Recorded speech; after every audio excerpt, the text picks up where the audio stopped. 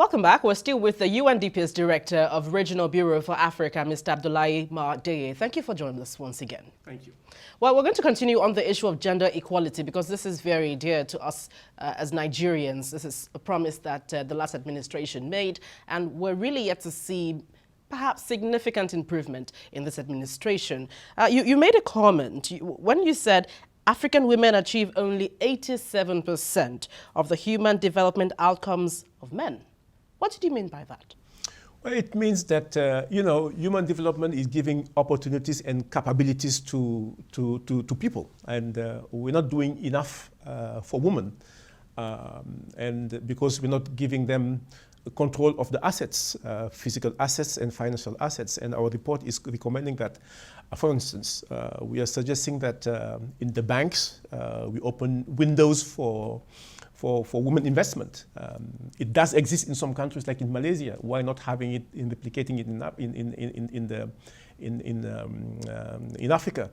And I'm having discussion with the African Development Bank. Why not open up a woman investment fund to fund gender programs? So it's doable if we. I'm back to the will power.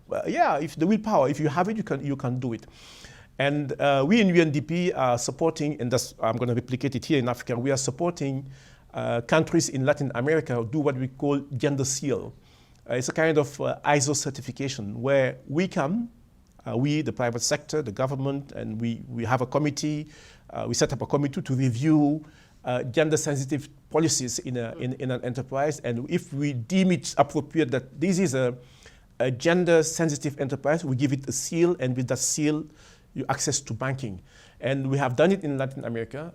The enterprises that have been sealed not only show that they have higher productivity than the average enterprises and greater access to finance. I have started the program already in Uganda. That's the first program I'm having in Africa. And in Kenya, I hope that Nigeria will follow suit. And that's a way to empower women access to resources and reduce the gap that you're seeing on human development. What's your thought on the 500 billion naira social protection program? That's something, a lot of people have been looking up to, to sort out a lot of issues to do with poverty, gender equality, and so many, I think about 6 of them on the table. What's your perspective on this? First, let me say that it is a right. It is a human right to protect our people. So for me, it's not negotiable.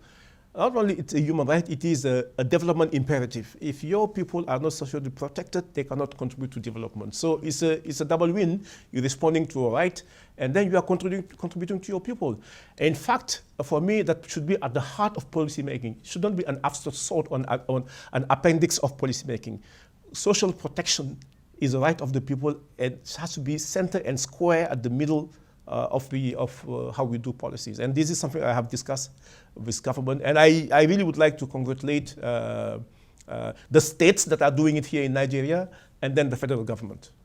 Well, moving forward, are you satisfied with what countries are doing right now to end the issue of the food crisis going on right now? I'm not fully satisfied. I know that we are on the right direction. We have to amplify the movement. We discussed about waste. We have to deal with it aggressively. We discussed about retention, not enough. What we haven't discussed here, but we discussed it in the conference, the issue of scale. We are a big continent, but fragmented countries. It's a pity that a country like Mali is having excess production of mango, and you need it in other parts of the Sahel, and you cannot get it because of lack of transportation, for instance. The way the salvation for Africa is regional integration. We have it all. We don't need support from others if we get our act together. So my message, my plea to our leaders is to accelerate the regional integration. I salute what our leaders are doing by giving us one passport, but just step number 1. Step number 2 is to dismantle this frontier that we have inherited from colonization. This balkanization of Africa is not a way to go.